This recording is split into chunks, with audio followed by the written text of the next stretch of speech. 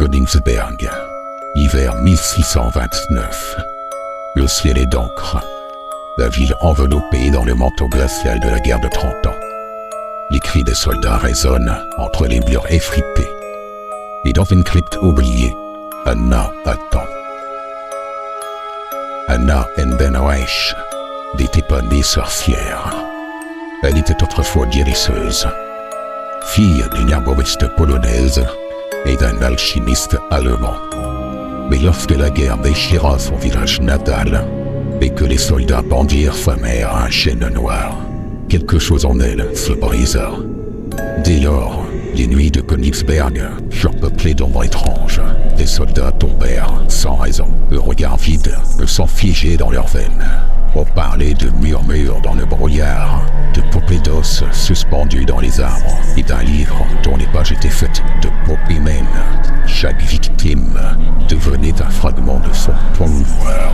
Sa potion maudite, un mélange de sang divin, d'os et de cendres, lui permettait de plonger dans les souvenirs de ses victimes et de faire rejaillir en eux leurs pires cauchemars. Mais ce que peu savent, c'est que la sorcière ne se contentait pas de voler les souvenirs, elle les collectionnait. Chaque fragment de mémoire était enfermé dans une petite bouteille en verre, suspendue aux branches d'un arbre qu'elle appelait le cœur de l'oubli. Ce chêne maudit, nourri par des racines trempées dans du sang, grandissait avec chaque victime.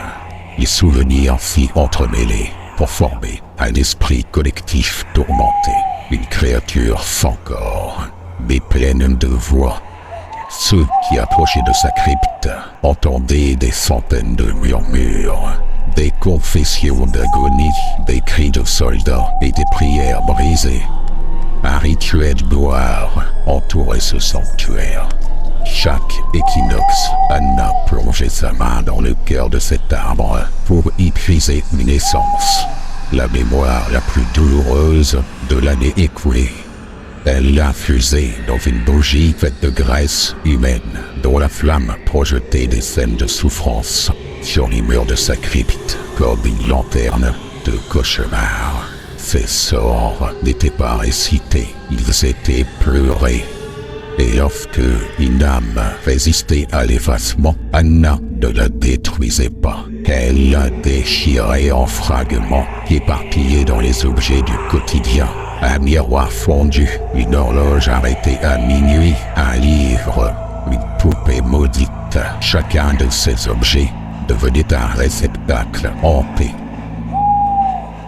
Un siècle après la disparition d'Anna, les habitants de Königsberg pensaient avoir tourné la page.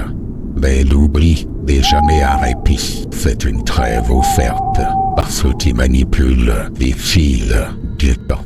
Un groupe d'archéologues découvrit un caveau sous les fondations de l'ancien couvent des Carmélites. À l'intérieur, ils trouvèrent des petites bouteilles de verre aux reflets rouges et un grimoire sans couverture, rédigé avec de l'encre faite de sang et de larmes. Une jeune archéologue nommée Greta ouvrit le livre et lut à haute voix un vers marqué par une croix. Que le passé me prenne, que le présent s'efface, que la mémoire ne soit plus qu'un cri.